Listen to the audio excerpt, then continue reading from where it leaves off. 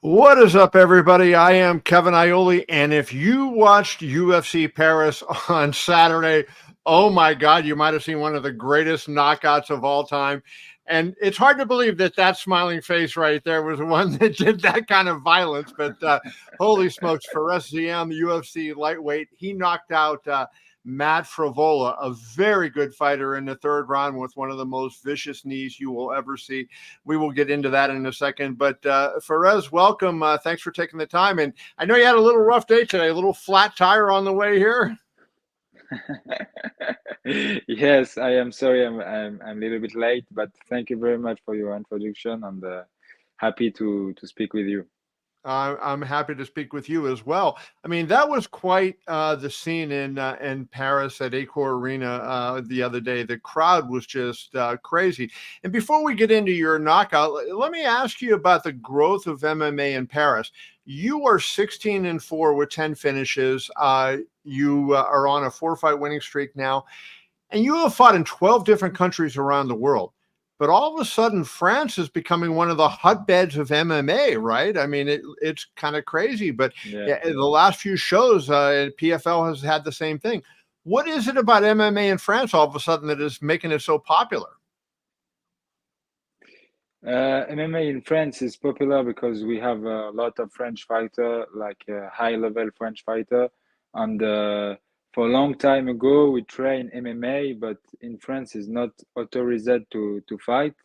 And 2020, the government accept the MMA was legal in France, and some organization like PFL and other comes. And when UFC comes in 2022 for the first time, the MMA in France grow up like they take 10 years on on move, you know. So yeah, it's very popular in France now. Is like I think we have football and MMA. Wow. What was that like making that walk? Because it seemed like every time somebody came from France, wherever they were in France, the crowd just erupted. What was that like for you? Did it send chills down your body as you were walking to the octagon? Yeah, of course, of course. When my opponent walk, you know, I am close to the fans, and the fans look at me and let's go for us. And yes, for me, it's a lot of energy, and I have my family, my friends in the crowd, so the best crowd in the world for me because I'm very lucky to fight in Paris. That was the second time you fought in Paris in the UFC, correct? Did you notice an uptick? Yes. Like, was the crowd even more into it than they were previously? The difference on the first time and this time? Yeah, the difference between the first time in Paris and the UFC and this one. I did don't feel a lot difference because the first time the crowd was very too much energy in the first time and the same in the second time. But second time I fight in main card, so first fight of the main card. So I think maybe more people comes in the main card, so maybe a little bit more, but not too much difference. I have to tell you that going into that fight, I was expecting Matt Frevola to end your winning streak. I kind of picked him to win, and it was pretty clear before the finish that you were going to win that fight. It was You were very Yeah. impressive in that thing. But take me through that knee, because that knee is, that's going to be replayed, I think, at UFC's on that intro screen for a long time to come, because there weren't many knockouts like that.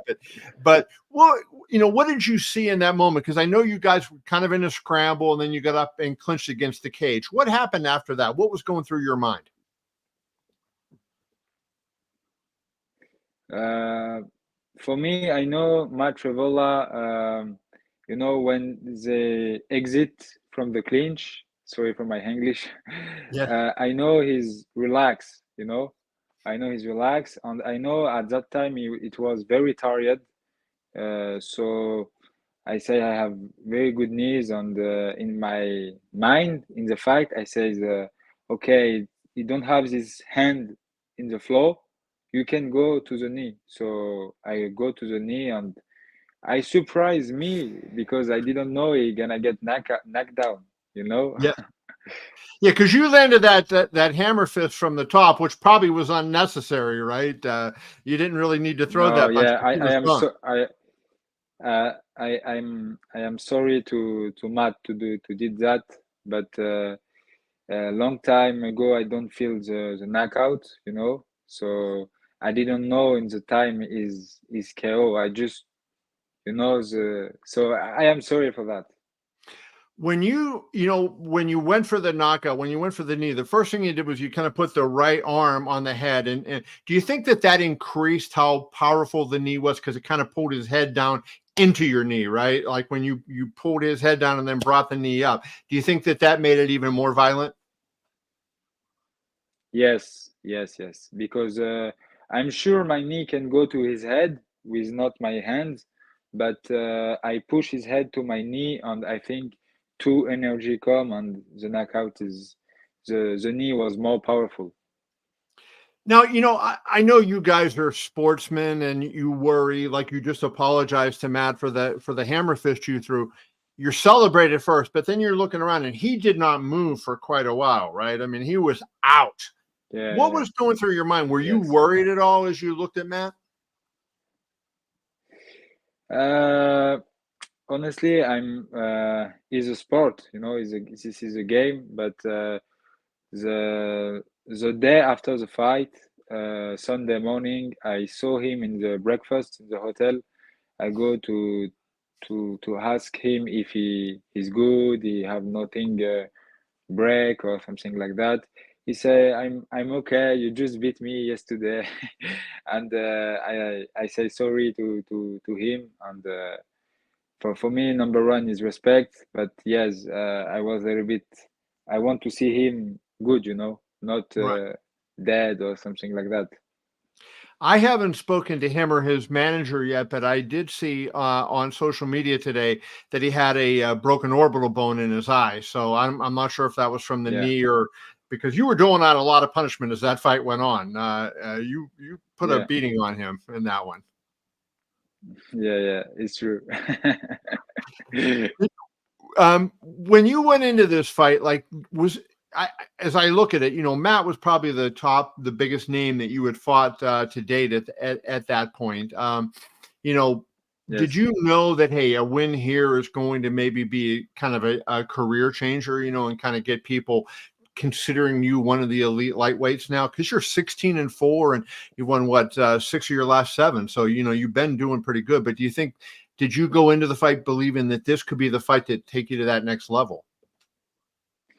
Yes, yes, because 1 year ago, Matt Frevola was top 15. So to be top 15 in UFC is not easy. To be in UFC is not easy too. So Right. when you are top 15, you are the like the best lightweight in the world, so but for me, the most important is not to beat Matt Frevola, is to show people my real level, and I think people saw my performance Saturday night, and they know my name now. Yeah, they know your name, that's for sure. Um, you know what amazes me? People may not know this because I did not know this going in.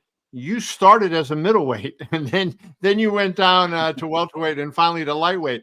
And I look at that body of yours as a lightweight, and I'm like, how was this guy ever a middleweight? What was that like fighting at 185 pounds? No, no, no. I never fight in middleweight. I fight Your, only welterweight. your first fight But against maybe Matt Diaz was not a middleweight fight. no welterweight. Maybe this is wrong. I don't Yeah, know. But yeah, they have it on your record as a before middleweight. yeah, yeah, yeah. Before I fight welterweight, but kilogram or Yeah, but my weight was 75. I was skinny, very skinny. And I so fight welterweight, and I keep winning welterweight. And one time I fight big guy in welterweight, and me, I don't cut weight, nothing. And this fight was very difficult to win. I won, But after that, I said no more welterweight. I go down. I cut Right. weight. So where do And you go now, from here? I take weight. You know, I'm like 175, 179. I do strange A lot conditioning, easier so cut. I'm good. Yeah, a lot easier cut, Yeah. I can imagine. So where do you go from here? What's next? I'm assuming that you're going to keep climbing that ladder of difficult opponents. I mean, it seems like lightweight always has so many good competitors in there. But what's next for you? Yes. Anybody in mind you Honestly, want? I don't know. No, honestly, I don't know. I know in the lightweight division we have a lot of good fighter in the top 20. They are not in top 15. So I think I need to fight a guy like that before to call out or fight a guy in top 15.